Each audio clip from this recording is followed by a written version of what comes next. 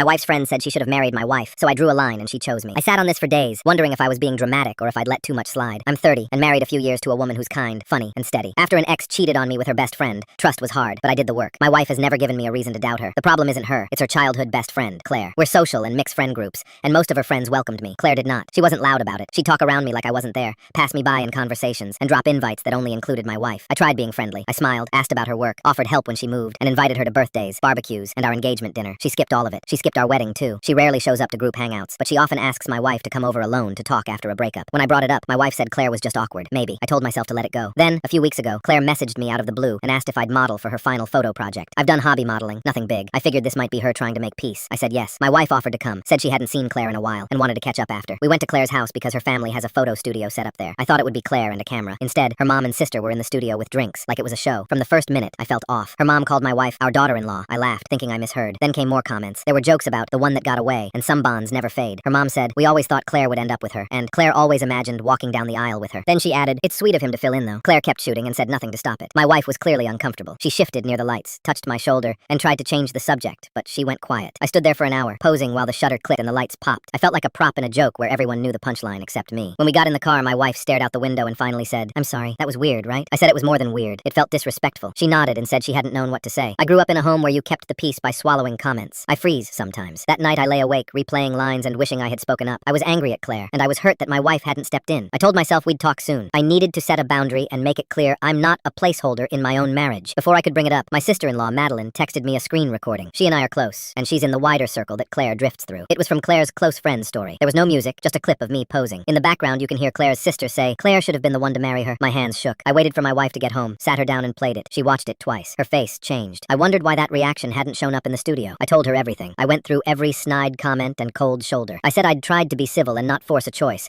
but I was done being polite to someone who keeps disrespecting me. I said, if this doesn't bother you enough to act, we have a bigger problem. I won't beg to be defended. I need a partner who stands up for me. She didn't argue. She asked what I needed from her now. I told her straight, this isn't just about Claire. It's about us. I won't feel like second place in my own house. It's me or her. I showed her the post I had written about the shoot and the comments. She read until her eyes went glassy. She said she felt ashamed she hadn't stepped in and asked if we could call Claire together. We called. Claire answered cheerful, like nothing happened. We brought up the video. She laughed and said, come on, it was a joke. Are you really mad over that? My chest heated. Before I said something I'd regret, my wife spoke. She said, this isn't about one video. It's the constant disrespect toward my husband. He showed up to support you. You and your family treated him like a joke. I didn't stop it, and I'm ashamed. That ends now. If you can't respect my husband, you don't respect me. Claire actually laughed. She said, wow, you're cutting me off over that guy? I started to speak, but my wife squeezed my hand. She said, if choosing between you and my husband felt hard, I wouldn't deserve him. We're not kids. Grow up. I don't want to be your friend anymore. She ended the call. We blocked Claire and her family on everything. The line went quiet, and the room did too. Now a few friends are saying I forced her to choose. Was I out of line?